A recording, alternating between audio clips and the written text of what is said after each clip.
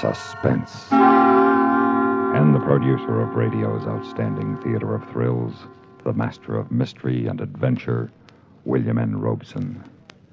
The story with the surprise ending is one of the most difficult to write. Yet, the old switcheroo, as we call it in the trade, had fascinated readers for a long, long time before O. Henry virtually patented it. It's a difficult form because the switch must come logically out of the characters and their behavior, but it must come suddenly, unexpectedly, and at the very end of the story. You're about to hear a modern example, and we'll bet you all the red flags in communist China you can't guess the end until 25 minutes from now. Listen then as Mr. Herbert Marshall stars in The Long Shot, which begins in exactly 1 minute from now. Another visit with Joe and Daphne Forsythe.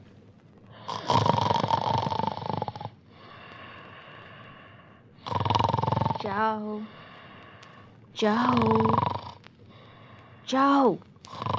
Joseph! Yeah, I'm up. Pour the coffee. I'll be right in. Relax. It's 3 a.m. Huh? I said relax. It's 3 a.m. I was relaxed. Daphne, why did you wake me up? Well, I was just wondering what happened to our savings bonds. You were what? I had a dream. I dreamed you lost all of your money and all we had left were our savings bonds. I see. So I just wanted to make sure they were all right. They're all right. They're with the other important papers. You're sure? Of course I'm sure. Well, I just don't want anything to happen to them. Savings bonds are the most secure form of investment. Why, the whole faith and credit of the United States stand behind those bonds of ours. Uh-huh. So they're even better than dollars in your pocket because the government stands behind them and protects them. Uh-huh. And they protect us, too, Joe. Every bond is an investment in our country, in our security and freedoms. Joe? Well, how about that? He feels so secure he went back to sleep. Good night, darling. And now, The Long Shot, starring Herbert Marshall. A tale well calculated to keep you in suspense.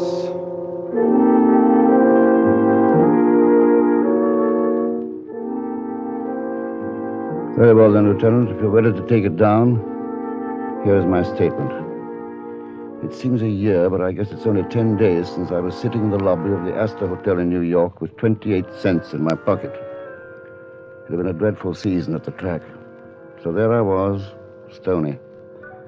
Somebody had discarded the afternoon paper, and I picked it up.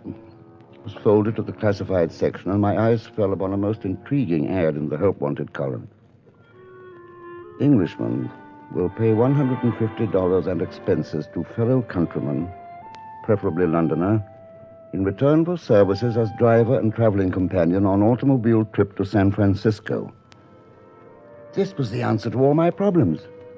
And a quarter hour later, I presented myself at the door of my unwitting benefactor's quarters. Yes? I've come about your advertisement. Oh, yes.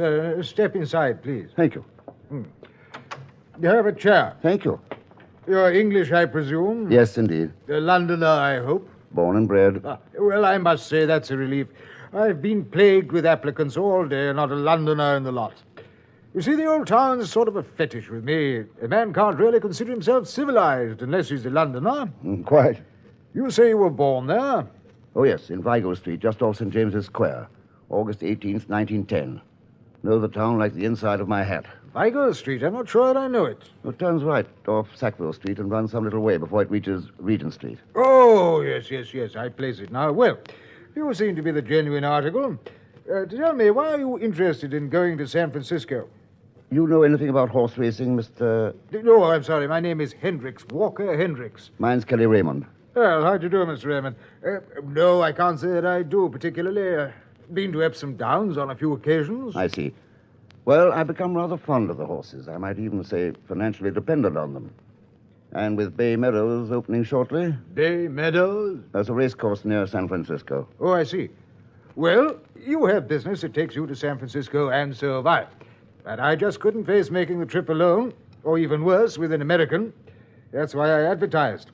And what a stroke of luck to find you. Not only a fellow countryman, but a fellow Londoner. Excuse me. Hello? Oh, yes. Well, I'm dreadfully sorry, but I just hired a man. I was sitting pretty. The only thing I was afraid of was death from sheer boredom, because from the moment we started out, all Mr. Hendricks talked about was London. Have you spent much time in Soho, Raymond? I never lived there, if that's what you mean. No. I mean the restaurants and so on. Do you know them? You see now, there's the Moroccan... No, what was it? Oh, the Algerian Cafe in Dean Street, isn't it? Quite right, the Algerian in Dean Street. A big French woman ran it. We used to call her Madame Couscous. Quite. As a matter of fact, I saw her there only a short time ago. Huh? Seems to be she died a few years back. Oh, really? Yeah, you probably met her daughter. Yes, no doubt. Well, there's a sign. Cleveland, 38 miles. Spend the night there, I expect. Good idea. Now, let's see, where were we? Oh, yes, we were talking about Soho.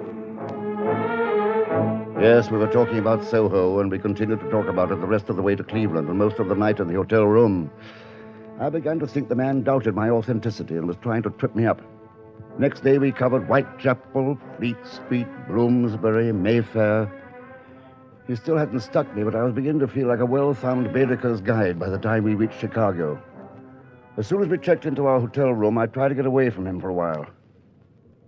Say, Mr. Hendricks, I wonder if I might have a small advance on my salary. Well, I suppose so. It's still rather early, and I thought I might look over the windy city. Yes, of course, Raymond. Here, let me open my valise. Now, this infernal lock is always acting up. There we are. 20 be enough? Fine, thanks. Look here, I believe I'll join you. Stretch the legs a bit, eh? There was a horse-choking wad of bills in that valise, but I was so burned at him tagging along, I didn't give it a thought then. My favorite joint was just around the corner from the hotel, a hangout for touts and bookies. But I didn't see anybody I knew at first. We had a club sandwich, and at Mr. Hendricks' request, I was expounding scholastically on the difference between Chicago and London bacon when... Kelly! Tommy! Good to see you, Kelly. I thought you were in Miami. Leaving in a couple of days. How about coming along? I can't. I'm on my way to San Francisco. Oh, this is Mr. Hendricks? Tommy DeWitt. How are you? How do you do? Listen, Kelly, I got to talk to you. I got a big deal cooking. I'm afraid You don't mind excusing us for a minute, do you, Mr. Hendricks? No, go on, please. Look, Kelly, I'll get right to the point. We bought us some jockeys. Uh-huh. It's coming up next week at Hialeah. 500 will get you 10 grand on the parlay. But I've got to drive that stiff to San Francisco. What if you just walk down? Yeah, I suppose I could. But where do I get 500? Has he got any money? No, I don't. Wait a minute. That valise. Huh? You're sure this can't lose? I'm positive. All right, listen. You go back to the booth and keep Hendricks busy for a few minutes. Tell him I have to make a phone call or something. I'll meet you at the IC station in half an hour. I stepped out through the kitchen, and in 2 minutes I was back in our room at the hotel. There was the valise, just as he'd left it. And to make things even easier, the faulty catch wasn't locked. There was $680 in $20 bills in the wallet and a sheaf of legal-looking documents in the portfolio next to it. I glanced at them idly as I pocketed the money. On top was a letter from a law firm in San Francisco. It was dated 2 months ago and addressed to Hendricks in Bedford Park, London. It said, "Since you are completely unknown personally to either relatives or legal counsel in the United States, it has been necessary to establish proof of your right to your uncle's estate entirely by documentary evidence, and we are happy to state that such proof is now thoroughly established. We ask that you present yourself at your earliest convenience at our San Francisco law offices so that final disposition of the estate may be accomplished. Birth certificate, affidavits from friends, notarized statement from the Department of Records, a sheaf of letters." It was a long shot. A long shot that would pay off at least $100,000. Everything. Every affidavit and statement was a guarantee of Walker Hendricks, the bearer. And to tie it up tighter, one of the letters said pictures wouldn't be necessary, just a passport. And I knew a place in San Francisco that made passports to order. A long shot. But did you ever see odds like that?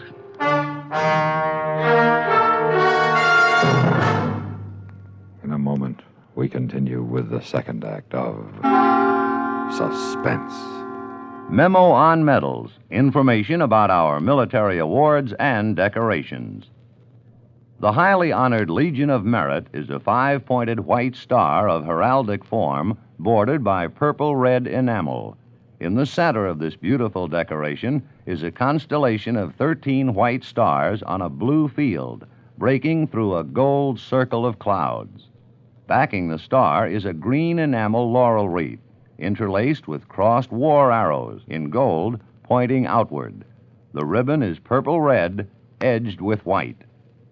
The Legion of Merit can be awarded to any personnel of the Armed Forces of the United States and of the government of the Philippines, and to personnel of the armed forces of friendly nations who have distinguished themselves by exceptionally meritorious conduct in the performance of outstanding services. When awarded to the military of other countries, the Legion of Merit is divided into 4 ranks: Chief Commander, Commander, Officer, and Legionnaire, depending upon the degree of the service we honor.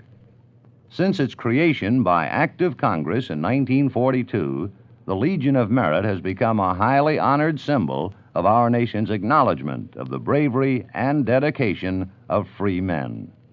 And now, starring Herbert Marshall, Act Two of The Long Shot. Yes, it was a long shot. Anyway, I put the papers and the money back in the valise and called Tommy DeWitt. Told him the Hialeah deal was off, but there wasn't any money in the room. And the next morning, Hendricks and I left Chicago westbound on Route 30, and old London town rode with us. You were saying you know the George Inn, Raymond? Yes, but it's not in London proper. It's in Southwark, on the other side of the river. Oh, I believe you're right at that. Rare old inn, the George, with its posting yard. I did a lot of thinking during those long, dull miles across the plains. In Omaha, it looked like a cinch, but by the time we hit Cheyenne, I began to waver a little. And when we rolled into Salt Lake City, I was almost ready to give up the whole idea. It was too cut and dried. Too easy for a long shot.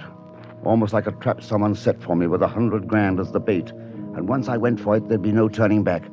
It was a good gamble. But the stakes were too high, and there was no way of telling what the payoff would be without tossing everything on the line. That's what I was thinking at about 6 o'clock last Wednesday night when we pulled up in front of the Wasatch Hotel in Salt Lake. By Jove, I'll be glad to wash up. That prairie country is appalling. It's good to have some trees for a change. Yeah, pretty town, Salt Lake. I have an aunt here, you know. How long since you've seen her? Well, I've never seen her. I don't intend to. She's a sister of my mother's, Marguerite Stoddard. Thoroughly Americanized, I understand, and probably a frightful bore. Probably. There it was. Just as if I'd asked for it. A way of telling about that payoff ahead of time. A laboratory test right there in Salt Lake City with nothing to lose if it didn't work out.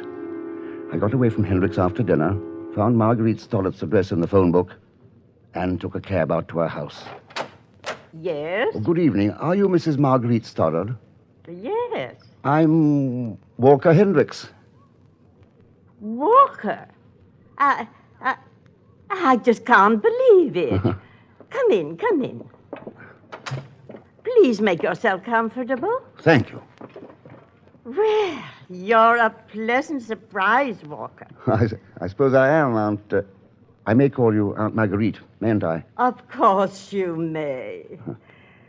Well, I expected you to be a little more like, Like who? Well, perhaps I'd better not mention it. Oh, please do.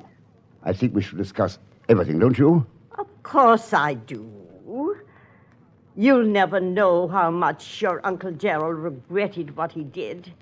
You mean the will? No, long before that.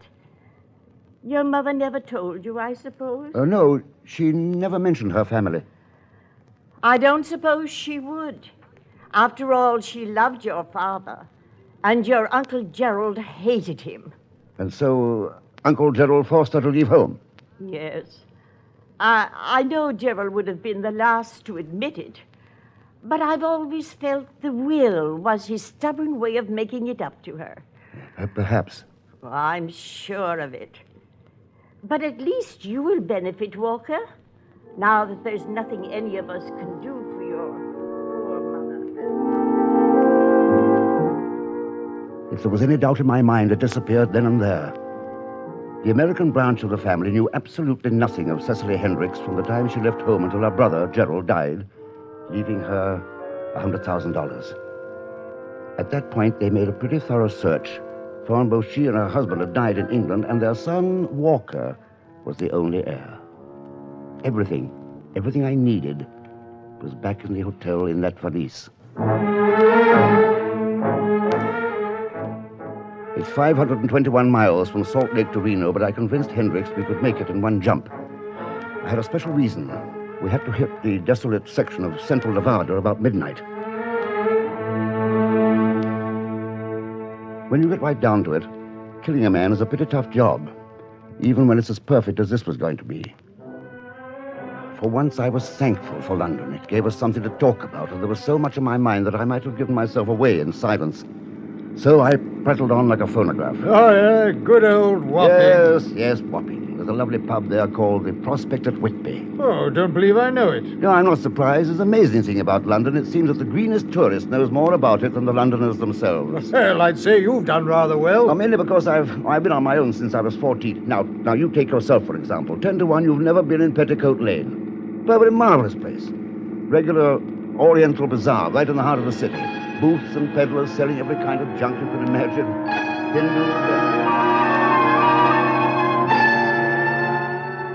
At midnight, we were somewhere between Winnemucca and Reno, passing through some barren hills.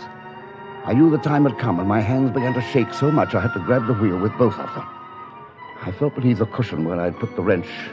It was still there. Finally, I held my breath and pulled over on the shoulder. I say, what are you stopping for?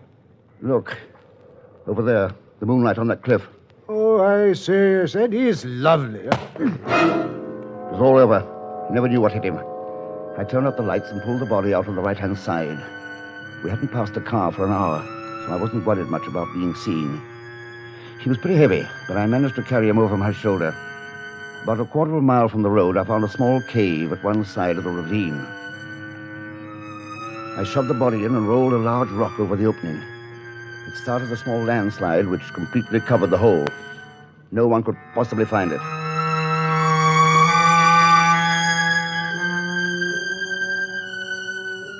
I had just about gotten back to the road when I saw something that stopped me dead in my tracks. There, behind my car, was another one, with a seal on the door. The seal of the state of Nevada.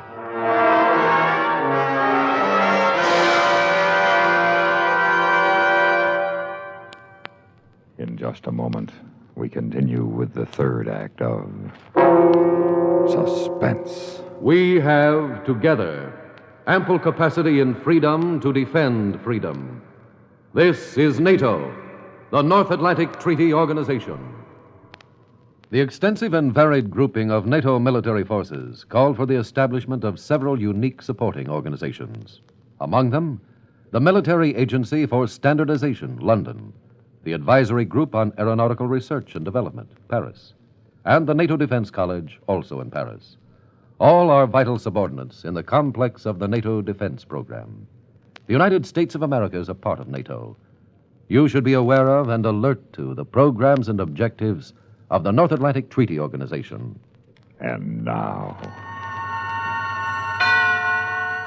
starring Herbert Marshall, Act 3 of The Long Shot. Nobody was in the patrol car. The officer must be wandering around looking for me. I lifted the hood of my car and knocked the battery cable off one of the terminals. Then I waited and waited while the coyotes jeered at me from the hills. At last he appeared from the other side of the highway. Hi there. What's trouble? Oh, I don't know, officer. She just went dead on me. I was having a look up the road when you arrived. Say she went dead on you? Yeah. The lights went out. Motor just died. Been under the hood? Wouldn't do much good, I'm afraid. I'm pretty green at that sort of thing. Well, let me have a look at it. Would you please? See, your battery cable's jarred loose, mister. You got a wrench? Yeah, here. Thank you. was it? Yeah, there you are. Yeah, try her now. That looked pretty simple. Yeah, it was. Ah, there she goes. Thanks ever so much. That's okay. Let's see, your name's Hendricks, huh? Yes? Checked your registration slip. You're a long way from home. Yes, I am. Yeah, that's right. Thanks a lot. You're welcome, sir. Good night.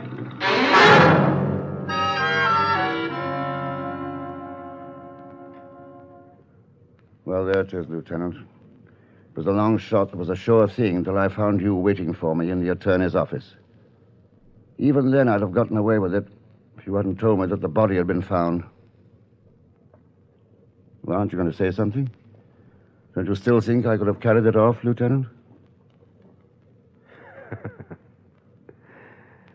Well, Raymond, we arrested you for the murder of Walker Hendricks, but it appears we were wrong. Huh? What are you talking about? It was a long shot, Raymond, and it was almost a sure thing. Maybe that's why both of you gambled on it. What do you mean, both of us? You and that guy you bumped off in Nevada. That guy? Well, that was Hendricks. Oh, Hendricks was murdered, all right. But you didn't do it. What? You see, he beat you to it, Raymond. Who beat me? I don't Your know. traveling companion. He wasn't Hendricks. He was an out-of-work actor. He wasn't even an Englishman. That was why he was pumping you so much about London. He was, what do actors call it? Getting up in his part? What are you talking about? I thought you found Hendricks' body in Nevada. We haven't found a body in Nevada yet. But one thing's sure. Hendricks was never in Nevada. Poor guy never left New York. The New York police turned up the real Hendricks in the East River the day after you left town, chauffeuring for the guy who killed him.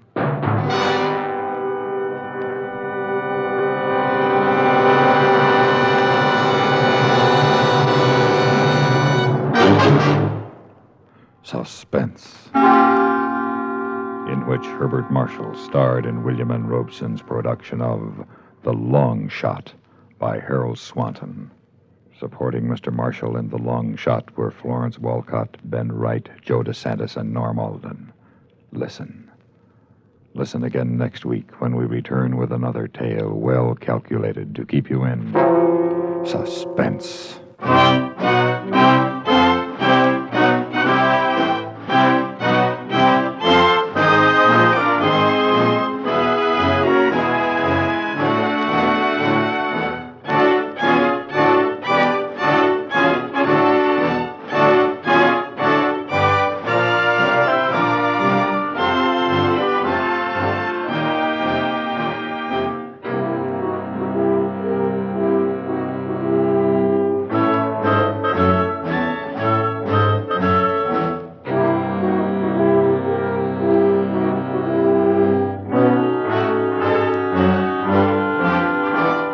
Suspense has been brought to you through the worldwide facilities of the United States Armed Forces Radio and Television Service.